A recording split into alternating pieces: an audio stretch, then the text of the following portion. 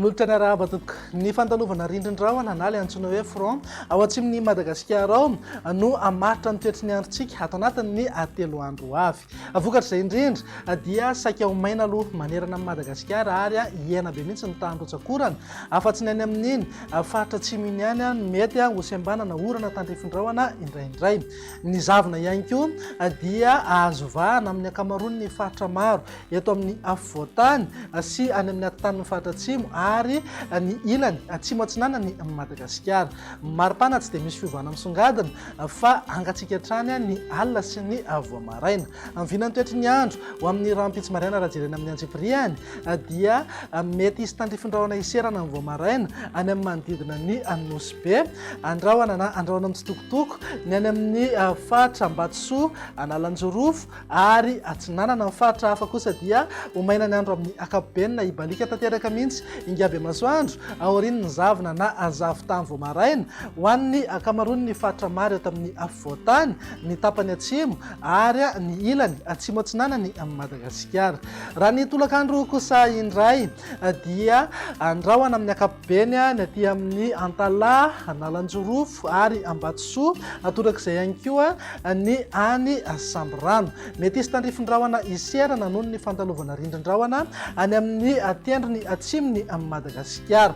Andrahona koa ny any amin'iny atontany ny faritra atsimon'ny nosy, ny faritra hafa dia ny masoandro mibalika no ibahan'ny toerana kokoa. Vinan'ny maripana indray manodidina eo amin'ny 9 hatramin'ny 13 degré ho an'ny afovoantany, 17 hatramin'ny 20 degré ho amorontsiraka atsinanana ary 13 hatramin'ny 14 degré ho an'ny ilany andrefana. Tazantsika amin'izao fa tafakatra 5 degré maripana ambony indrindra any amin'ny faritra Betsiboka sy Sofia.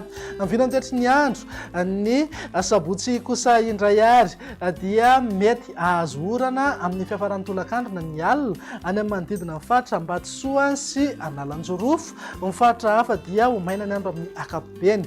Mety iseho ihany ny zavona amin'ny maraina ho an'ny faritra maro eto amin'ny afovoantany sy ny faritra atsimo ary ny ilany atsimo atsinanany nosy.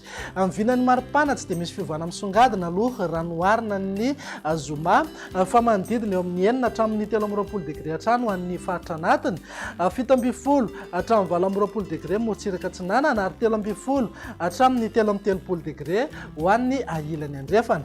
Mananika eo amin'ny 13 degré eo foana amin'ny maripana ambony indrindra any amin'iny faritra avaratra andrefany Madagasikara iny.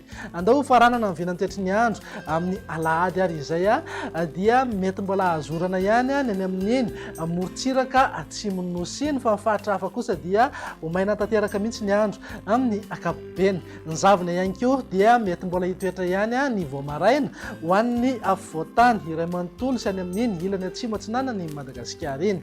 Isava miandalana ihany moa zay rehefa misandratr'andro. Vinan'ny maripana indray manodidina eo amin'ny 5 hatramin'ny 14 degré ho an'ny afovoantany, 19 hatramin'ny 20 degré morontsiraka atsinanana ary 12 hatramin'ny 13 degré kosa ho an'ny ilany andrefana. 13 na 13 degré eo maripana ambony indrindra any amin'ny faritra Betsiboka sy Sofia.